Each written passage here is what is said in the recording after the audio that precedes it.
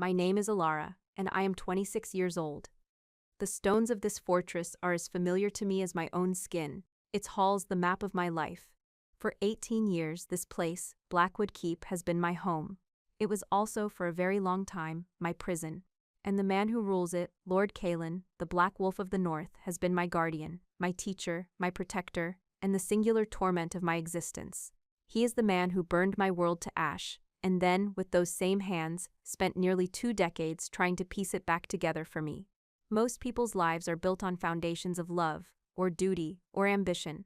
Mine is built on a bedrock of guilt and resentment, a history so drenched in blood and sorrow that I never thought anything could grow there. But this is the story of how the deepest, most justified hatred can, over time, curdle and transform into the most impossible, terrifying, and forbidden love. It's the story of how the man who destroyed my life became my entire life. And before I tell you how a ghost from our shared violent past rose up to destroy the fragile peace we had so carefully built, I'd love to know where you are all watching from today. Let me know in the comments below. And if you've ever found yourself feeling something you know you shouldn't, something that defies all logic but feels true in your very bones, go ahead and hit that like button. For all the new viewers out there, please subscribe to join our community of people who understand that the heart has its own tangled and often treacherous paths. The first memory I have of him is not of a face, but of a shadow, blotting out the sun. The world was fire and screaming, the coppery scent of blood thick in the air. My village, Oakhaven, was a pyre. I was 8 years old, hidden in the root cellar beneath our cottage, listening to the sounds of the world ending. When the screaming stopped, a profound and terrifying silence fell. Then, the heavy cellar door was wrenched open, and the light that flooded in was framed by a silhouette of a giant in black steel armor. He descended the steps, his movements heavy, deliberate. He said nothing. He simply reached down with a gauntleted hand, and I was too frozen with terror to do anything but let him lift me from my hiding place. I remember the smoke, the sight of neighbors and friends lying still in the dirt paths. I remember the wolf sigil on the banners of the soldiers, dark and predatory. He, the man who was all shadows and steel, carried me away from the ruins of my life. He placed me on the front of his massive war horse, and we rode for days. I did not speak. I did not cry. I was a hollowed-out thing, a vessel of shock and silence. We arrived at Blackwood Keep, a fortress of gray stone that seemed to claw at the sky, as grim and imposing as the man who brought me there. He led me through the gates, his hand resting on my shoulder, a touch that felt like a brand. The castle staff stared. I was a smudge of dirt and sorrow in their polished world, a small wild thing dragged in from the war-torn borderlands. He handed me over to a stern-faced woman with hair pulled back so tightly it seemed to pain her. Her name was Mistress Helga, the housekeeper, and her disapproval was a physical presence in the room. "My lord," she had said, her voice thin and sharp. "What is this?" He looked down at me, and for the first time I saw his face clearly in the torchlight of the great hall. He had a strong jaw, dark hair, and eyes the color of a stormy sea. They were filled with a haunting, profound exhaustion. "She is my ward," he announced to the silent, watching servants. "Her name is Elara. She will be given the finest chambers, the finest clothes. She is to be treated as my own." The words meant nothing to me. They were just sounds in the suffocating silence of my new cage. Mistress Helga looked at me with open distaste, seeing not a child who had lost everything, but a problem, a stain on the order of her keep. The room they gave me was larger than my entire cottage had been. It had a soft bed with high posts and heavy velvet curtains, a hearth that was always lit, and a window that overlooked the vast, untamed forest that bordered the keep. It was a princess's chamber for a girl who had only ever known the earth floor and thatched roof of a peasant's home. It felt like a mockery. For the first year, perhaps 2, I barely spoke a word. My voice had died in the ashes of Oakhaven. I was a ghost in their castle. I would eat the food they left for me, wear the clothes they laid out, but I would not engage. I was a vessel of silent, simmering rage. Lord Caelan, the architect of my misery, tried relentlessly to break through my wall of silence. He would sit with me during meals in the cavernous dining hall, the long table stretching between us like a chasm. He would tell me stories of ancient heroes and magical beasts, his voice a low, steady rumble. I would stare at my plate, offering nothing in return. He brought me dolls with porcelain faces and silk dresses, intricate toys carved from wood, books with beautiful illustrations. I would leave them untouched, a collection of his guilt gathering dust in a corner of my gilded cage. His efforts were a constant, painful reminder of what he had taken from me. Every soft blanket was a replacement for my mother's arms. Every warm meal, a substitute for the simple stews my father used to make. He had destroyed my world and was now trying to build me a new one from its wreckage, and I hated him for it. I hated his patience. I hated the deep, aching sadness in his eyes whenever he looked at me. It was a sadness I knew I had put there, and that knowledge gave me a small, cold kernel of satisfaction. It was the only power I had. He never raised his voice. He never showed frustration. He simply endured my silence, my rejection, my palpable hatred, as if it were a penance he was duty-bound to accept. The staff followed Mistress Helga's lead. They were polite, as their lord commanded, but distant. I was the lord's strange charity case, the savage from the borderlands. I heard the whispers. I saw the looks. I was an object of pity and suspicion, a living ghost haunting the halls, a constant reminder of the bloody business that kept the keep prosperous and safe.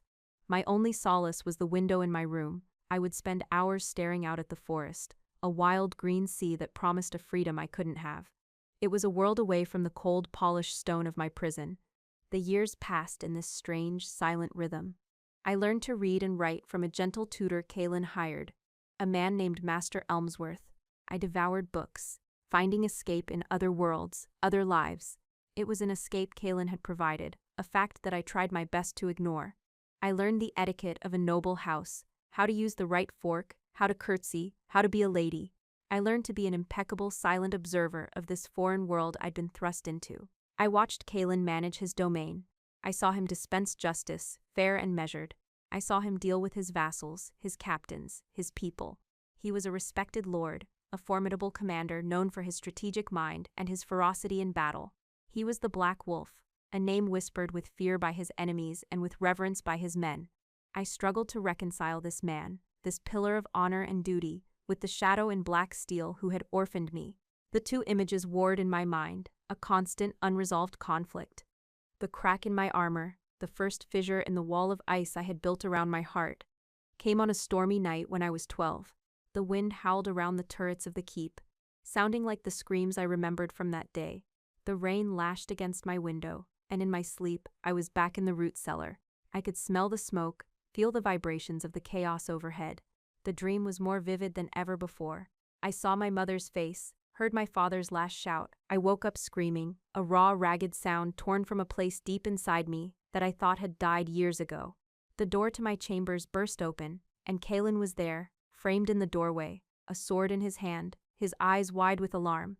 He saw me thrashing in my bed, tangled in the sheets, my screams turning into gasping sobs. He sheathed his sword and was at my bedside in 3 long strides. He didn't speak, he just sat on the edge of the bed and reached out, not with the authority of a lord, but with a hesitant, profound gentleness. He pulled me into his arms, and I fought him for a moment, my fists beating weakly against his chest. But then, something inside me broke. The dam of 4 years of unshed tears burst, and I clung to him, sobbing into the rough linen of his nightshirt.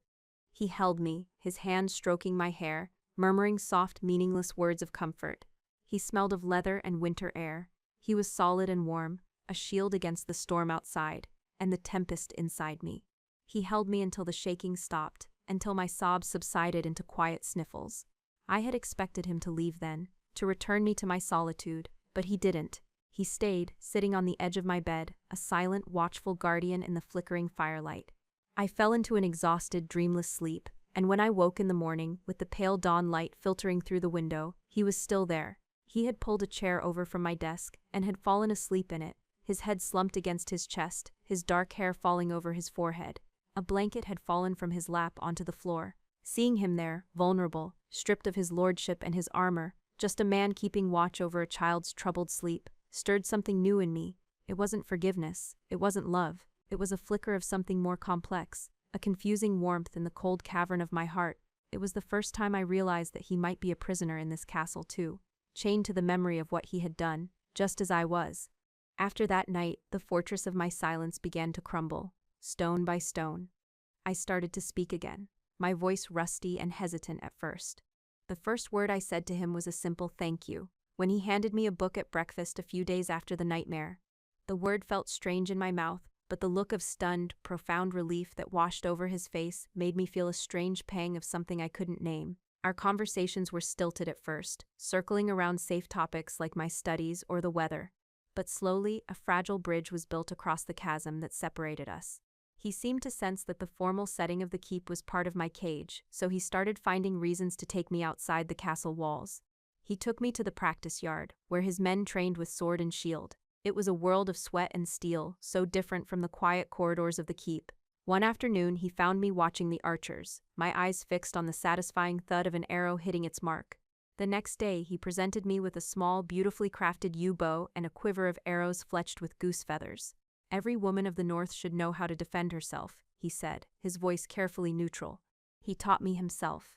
In the beginning, my arms ached, and my fingers were raw from the bowstring, but I was a determined student. The focus required was a balm to my restless mind. Knocking the arrow, drawing the string, sighting the target, releasing, it was a ritual that silenced the ghosts. Kalen was a patient teacher. He would stand behind me, adjusting my grip, correcting my stance. His proximity was unsettling at first. I was acutely aware of his size, of the warmth radiating from him, of his voice, low and calm, right beside my ear. But in the shared focus of the task, the lines between captor and captive, guardian and ward, began to blur. There was only the instructor and the student, the bow and the target. And as my skill grew, so did a new sense of confidence. The first time I hit the center of the target from 50 paces, a thrill of pride shot through me, so pure and potent it startled me. I looked back at Kalen, a triumphant smile breaking across my face before I could stop it. He smiled back, a genuine, unguarded smile that reached his sea-storm eyes and transformed his stern face. In that moment, he wasn't Lord Kalen, the Black Wolf. He was just Kalen, and I was not just the orphan of Oakhaven. I was Elara, the archer. It was the first time I felt like I was becoming someone new, someone forged in this strange life, not just a relic of a past one. As I grew, so did my world within the keep. I made a tentative friend in Finn, the stablemaster's son. He was a quiet, kind boy with a shock of red hair and a gentle way with the horses. He didn't care that I was the Lord's strange ward, he just saw me. We would spend hours in the stables, talking about horses, about the forest, about anything and everything that wasn't the suffocating history that defined my life. With Finn, I could almost be a normal girl. Kalen observed this friendship from a distance, his expression unreadable. I think a part of him was relieved that I was forming connections, that I was no longer a complete isolate, but I sometimes caught a flicker of something else in his eyes, something possessive and shadowed that I didn't understand at the time. The moment that truly shifted my perception of him, however, came during the annual autumn feast. Kalen's vassals and neighboring lords had gathered in the great hall. The room was loud with music, laughter, and boasting. I was 14, seated at the high table next to Kalen, feeling awkward and out of place in a formal gown of dark blue silk. A visiting baron, a portly man with cruel piggy eyes named Lord Falwick, had too much wine and turned his attention to me. "So this is the little stray the wolf brought home," he said, his voice carrying in a lull in the conversation. "Tell me, girl, do you have a name, or do you just answer to a whistle?" A few of his men snickered. I froze, the old shame and rage rising in my throat like bile. I felt the eyes of the entire hall on me. Before I could even think of a response, Kalen's voice cut through the air, cold and sharp as shattering ice. "Her name is Lady Elara," he said, his voice dangerously quiet. He didn't look at Falwick. He continued to cut his meat, but the motion was precise, deadly. "She is my ward, and you, my lord, are a guest in my hall. I suggest you remember that. Another word spoken to her without the respect due her station, and you will be enjoying the rest of your evening in my dungeons." The hall fell silent. Lord Falwick's face went from ruddy to pale. He stammered an apology, his eyes wide with fear. The Black Wolf had made an appearance, and no one dared to cross him. Kalen then turned to me, his expression softening. "Are you all right?" he asked, his voice for my ears only. I could only nod, my heart hammering in my chest. He had defended me, not out of duty, not out of guilt, but with a ferocity that was deeply personal. He had drawn a line in the sand and placed me on his side of it, against the world. That night, as I lay in bed, I replayed the scene over and over. He had called me Lady Elara. He had publicly, unequivocally, claimed me as his own, not as a charity case, but as someone of value. It was confusing and overwhelming, but deep down, a new and dangerous seed had been planted in the barren ground of my heart, the seed of belonging. By the time I turned 18, the keep had transformed from a prison into a home, albeit a complicated one. I was no longer the silent, ghost-like child. I was a young woman, confident in my skills, with a keen mind sharpened by years of reading and observation. I helped Master Elmsworth organize the keep's library. I rode my horse, Shadow, through the woods with a freedom I once only dreamed of. And my skill with the bow was unmatched by any of the guards. The whispers about me had long since died down. I was simply a fixture of Blackwood Keep, the Lord's ward, a puzzle no one had quite figured out, myself included. The greatest puzzle, however, was the relationship between myself and Kaelin. The easy camaraderie of our archery lessons had been replaced by a new, charged tension that hummed in the air between us. The space that had once been a chasm of grief and resentment was now filled with a different kind of silence, one thick with unspoken words and feelings. I saw the way he looked at me when he thought I wasn't watching, his gaze lingering, his expression a mixture of pride, concern, and something deeper, something that looked almost like hunger. It made my skin prickle and my stomach twist into knots. He no longer saw the broken child he'd rescued from the ashes. He saw a woman, and that realization seemed to both terrify and captivate him. For my part, my feelings had become a tangled, confusing mess. The hate I once held for him had faded, eroded by years of his unwavering patience and kindness. The gratitude I felt for the life he had given me was real, but it was now entwined with a fierce, protective affection. And beneath it all, a different, more dangerous feeling was taking root.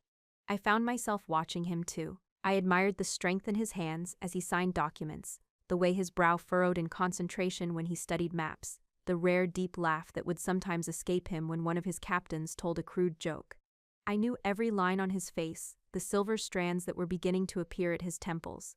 He was no longer just my guardian, he was a man who had seen the worst of me and had not flinched, a man who had held me through nightmares and taught me to be strong, a man whose past was inextricably linked with my own.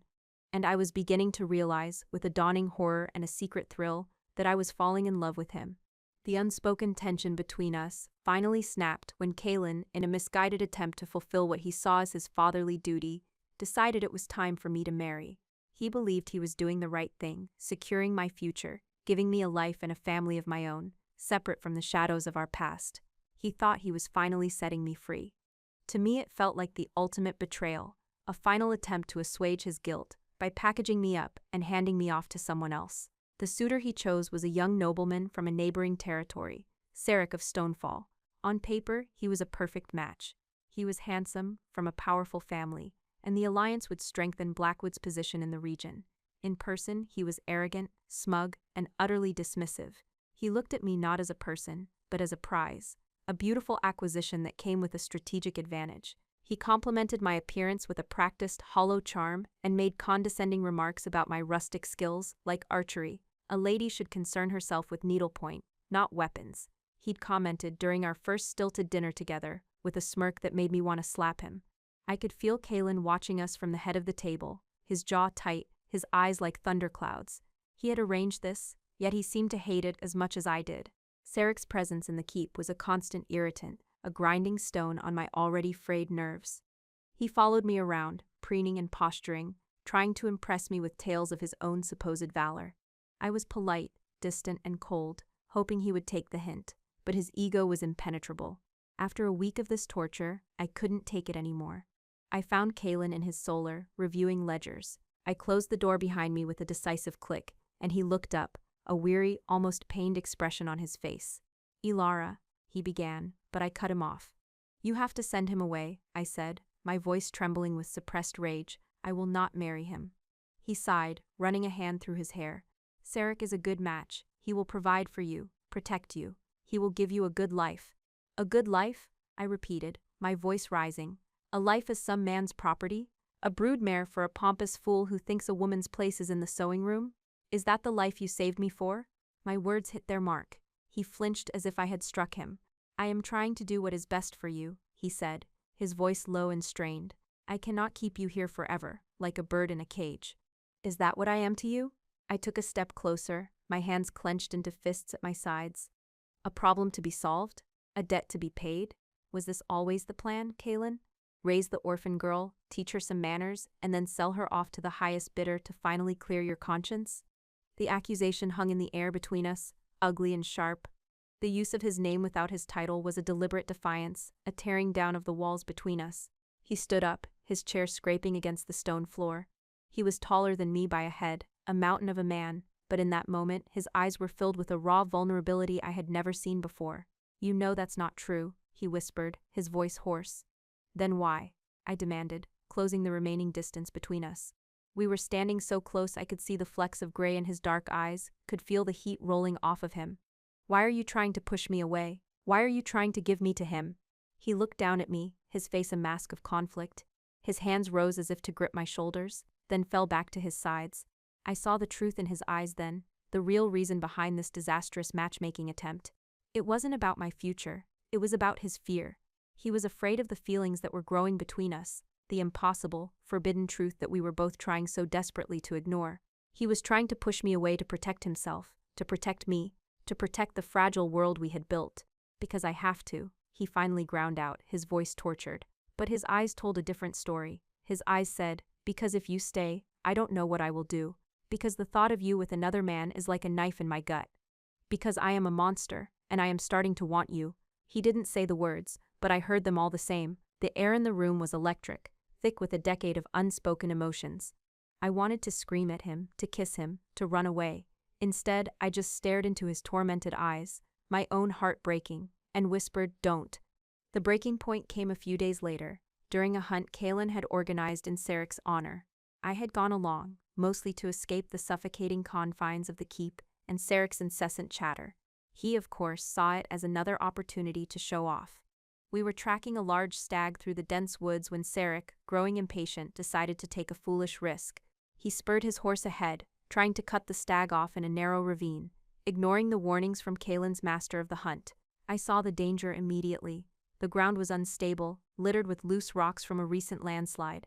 "Sarek, no," I shouted, but he was already gone, blinded by his own arrogance. The stag, cornered and panicked, charged. Sarek's horse reared, screaming, and threw him to the ground. The stag, its massive antlers lowered, turned on the fallen man. I didn't even think. I had my bow in my hand. I nocked an arrow, drew, and loosed in a single fluid motion. The arrow flew true, striking the stag in the neck. It wasn't a fatal shot, but it was enough to make the beast stumble and change its course, crashing away into the undergrowth. I was already off my horse and running towards Sarek when I heard a thunder of hooves behind me. Kaelin appeared through the trees, his face a pale, grim mask of fury. He dismounted before his horse had even fully stopped, his eyes scanning the scene. He saw me, saw Sarek struggling to get up, saw my bow in my hand, and his gaze locked onto me. He strode over, ignoring Sarek completely, and grabbed my arms, his grip firm but not painful. "Are you hurt?" he demanded, his eyes searching my face, my body, for any sign of injury. "I'm fine," I said, my voice a little shaky from the adrenaline. He's the one who was almost gored. Kaelin didn't even glance at Sarek, who was now whining about a twisted ankle. Kaelin's focus was entirely, intensely on me. His hands moved from my arms to my face, his thumbs gently brushing my cheeks. "You foolish girl," he breathed, his voice a strange mix of anger and profound relief. "You could have been killed." We were standing there, in the middle of the woods, with his men and my supposed fiancé watching. But it felt like we were the only two people in the world. The space between us vanished. The years of carefully constructed boundaries dissolved into nothing. I could feel his breath on my face, see the storm of emotion in his eyes. He was going to kiss me. I knew it, and I wanted him to. I leaned in, my eyes fluttering shut. Then, just as his lips were about to touch mine, he seemed to come to his senses. A look of self-loathing and horror washed over his features. He snatched his hands back, as if he'd been burned, and took a stumbling step away from me. "This is wrong," he muttered, more to himself than to me. He turned on his heel and strode over to Sarek. He hauled the younger man to his feet with little ceremony. "The hunt is over," he announced to his men, his voice like iron. "Lord Sarek has had a mishap. See him back to the keep. His betrothal to my ward is terminated. He will be gone by morning." Without another look at me, he swung himself onto his horse and rode away, leaving me standing in the dappled sunlight of the forest, my heart pounding, my lips tingling with the ghost of a kiss that never was. I felt shattered, exposed, and utterly, hopelessly in love. He had seen it, he had felt it too, and it had horrified him. The fragile peace was broken, the truth was out, hanging between us, unspoken but undeniable, and I had no idea what we were going to do. Sarek was gone by dawn, just as Kaelin had promised. A suffocating, awkward silence descended upon the keep. Kaylin and I avoided each other, the near miss in the woods a wall between us. We ate our meals in silence. We passed in the hallways with averted eyes. The tension was a living thing, a predator stalking the corridors of Blackwood Keep. I felt like I was holding my breath, waiting for the other shoe to drop, for the storm to finally break. It broke in a way neither of us could have ever anticipated. It arrived in the form of a man named Gregor, a grizzled, sour-faced soldier with a noticeable limp and eyes that held a lifetime of grievances. He claimed to have served under Kaylin years ago and had come seeking patronage, a soft job to see out his years. Kaylin, ever dutiful to his former men, granted him a place among the castle guards. I disliked Gregor on sight. There was a sly cruelty in his gaze, a bitterness that seemed to poison the air around him. What I didn't know was that he had a very specific, very personal history with Kaylin. Kaylin had been the one to dishonorably discharge him from the army, stripping him of his rank and pension for extreme brutality during a border campaign, the same campaign that had left Oakhaven in ashes. One afternoon, a few weeks after his arrival, Gregor found me alone in the armory, oiling my bow. He leaned against the doorway, a smirk playing on his thin lips. "The Lord's little pet," he drawled. "I remember you, a scrawny, snot-nosed thing hiding in a hole in the ground." My blood ran cold. I straightened up slowly, my hand still on my bow. "You were there," I whispered, "at Oakhaven." "Oh, I was there," he said, his eyes glinting with malice. "I was there when the great Lord Kaylin, the Black Wolf himself, gave the order to put the village to the torch. You think he brought you here out of the goodness of his heart, out of some noble remorse?" He laughed, a harsh, ugly sound. "Don't be a fool, girl. The Lord Kaylin you know, the one who plays at being your father, isn't the man who was there that day. The man that day was a butcher." I stared at him, my heart hammering against my ribs. "You're lying." "Am I?" He pushed himself off the doorframe and took a limping step closer. Ask him what happened to the village elder and his wife, the ones who tried to plead for their people. Ask him about the orders he gave. He didn't just follow them, girl. He reveled in it. He took you not as an act of penance. He took you as a trophy, a little souvenir to remember his grand victory." His words were poison, seeping into the cracks of doubt and fear in my soul. He went on, painting a gruesome, detailed picture of the raid, twisting the facts, adding fabricated horrors, placing Kaylin at the center of every atrocity. He described with chilling specificity how Kaylin had personally cut down my parents as they tried to defend our home. It was a lie, a vicious, calculated fiction designed to inflict the maximum amount of pain, but in my shocked and vulnerable state it felt horrifyingly plausible. It was the confirmation of my deepest, darkest fear, that the man who had raised me was not a penitent sinner, but a monster who had been wearing a mask for 10 years. The world tilted on its axis. Every act of kindness, every patient lesson, every gentle touch was cast in a new sinister light. It was all a lie, a performance, an elaborate deception to hide the truth of the monster beneath. I felt a wave of nausea so profound I had to grip the table to keep from falling. Gregor saw the effect his words were having and smiled, a triumphant, cruel expression. "He's not your savior, little bird," he hissed. "He's your destroyer." He turned and limped away, leaving me alone in the sudden, ringing silence of the armory, my entire world shattered into a million pieces. That night, there was a small feast in the great hall to celebrate the arrival of the autumn harvest. The room was filled with the low murmur of conversation and the warm glow of the hearths. I sat in my customary place beside Kaylin at the high table, a ghost once more. I hadn't spoken a word to anyone since my encounter with Gregor. I just moved through the motions, my mind a maelstrom of his poisoned words. I looked at Kaylin. He was laughing at something one of his captains had said, the expression of warmth on his face a grotesque mockery.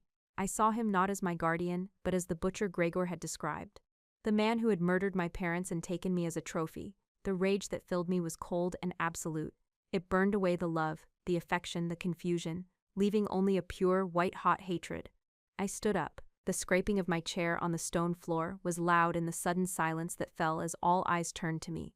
Kaylin looked at me, his smile fading, concern clouding his features. "Elara, what is it?" "I spoke with a man today," I said, my voice unnaturally loud and clear, carrying across the entire hall. "A man named Gregor. He tells me he served with you. He tells me he was at Oakhaven." Kaylin's face went pale. The color drained from it, leaving it looking like a mask carved from stone. "He told me things," I continued, my voice beginning to tremble, not with fear, but with a terrible, seismic rage.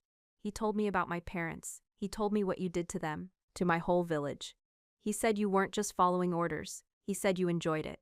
A collective gasp went through the hall. Kalen's men stared, their faces a mixture of shock and disbelief.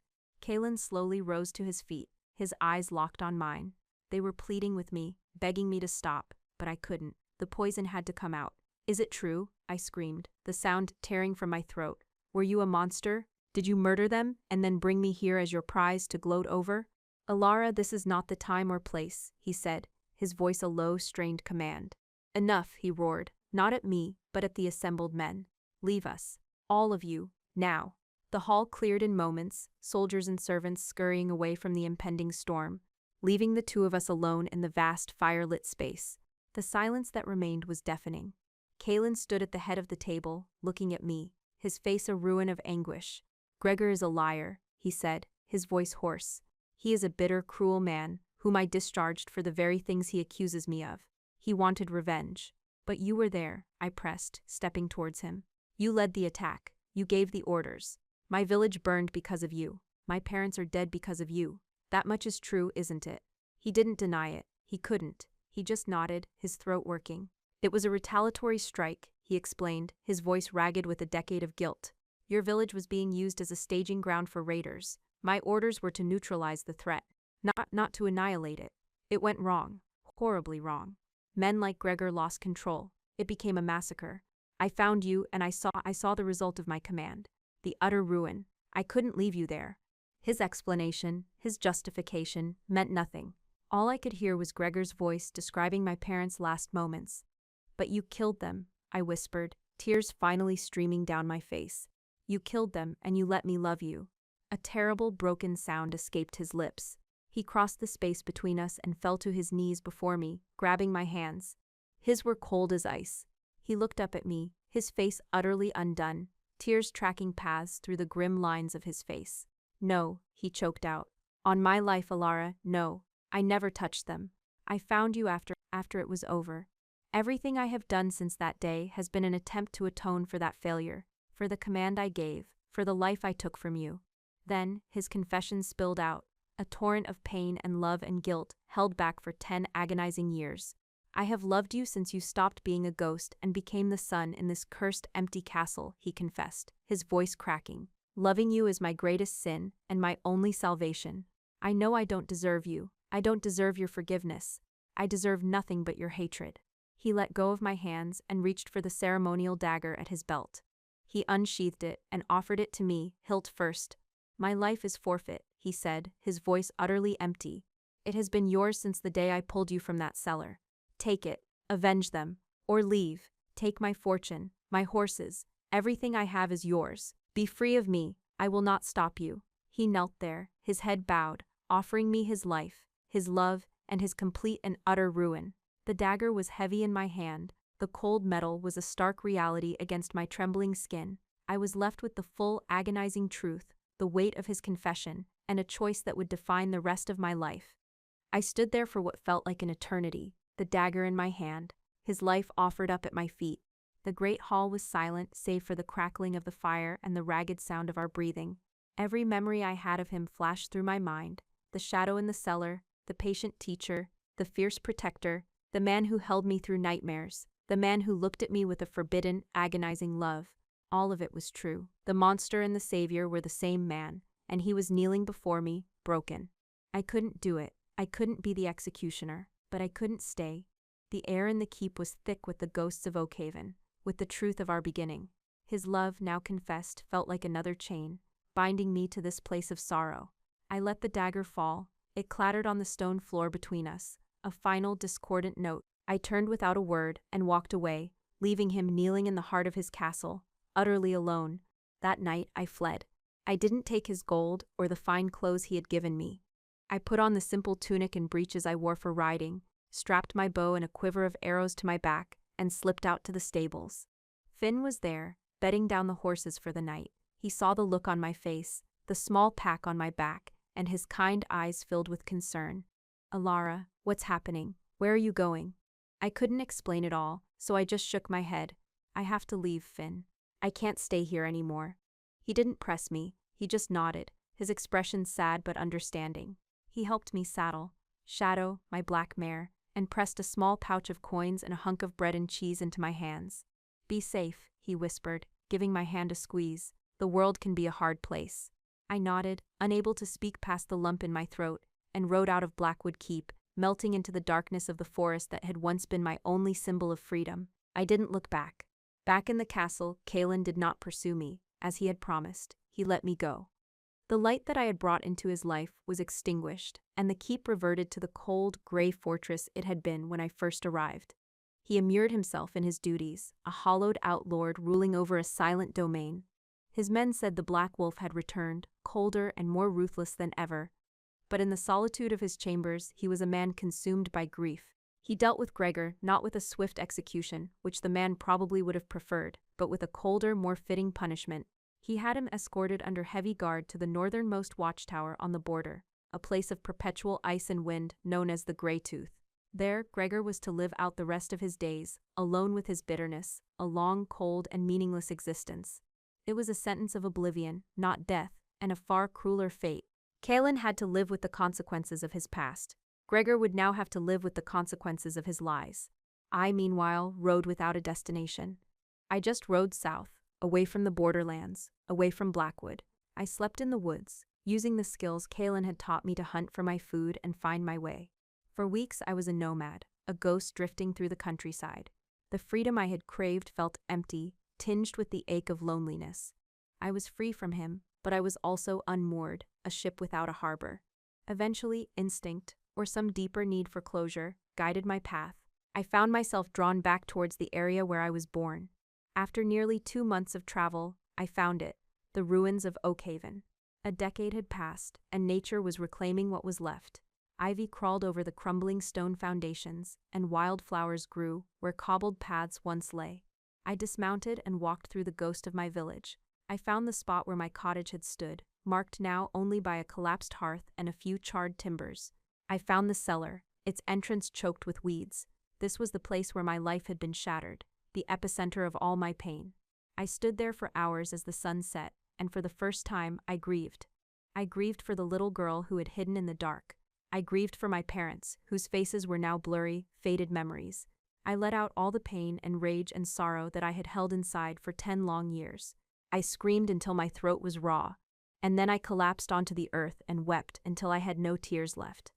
In the quiet aftermath of that storm of grief, clarity began to dawn. Standing on the ashes of my past, I could finally see the truth clearly, untainted by Gregor's poison or my own conflicted heart. Kalen had led the attack. That was a fact, a sin that could never be erased. But he was not the monster from Gregor's story. The man who had reveled in slaughter would never have rescued a traumatized child. He would not have spent a decade patiently, painstakingly trying to mend a life he had broken. He would not have taught me to be strong, to defend myself. He would not have fallen to his knees and offered me his own life in atonement. His penance had not been a performance. It had been his entire existence for as long as I had known him. And his love, as painful and complicated as it was real. I knew it in my bones. I had run away from the man who destroyed my past, but in doing so, I had also run away from the only person on earth who truly knew me, who truly saw me. I had to decide if forgiveness was possible, not as an act of forgetting, but as an act of choosing. Could I choose to accept the whole man, the sinner and the savior, the destroyer and the creator? Standing there, in the ruins of my first home, I realized I had to build a new one, not on the ashes of the past, but with the strength I had forged from them. And I knew, with a certainty that settled deep in my soul, that home was with him. A full season had passed by the time I rode back through the gates of Blackwood Keep. It was late winter, and a light snow was falling, dusting the gray stone in a coat of white. The guards at the gate stared at me, their eyes wide with disbelief, before rushing to help me with my horse. As I walked into the great hall, the servants stopped and gawked as if they were seeing a specter. Finn was the first to reach me, a huge relieved grin spreading across his face. "Elara," he breathed, "you came back." "I'm home," I said, and the words felt right for the first time.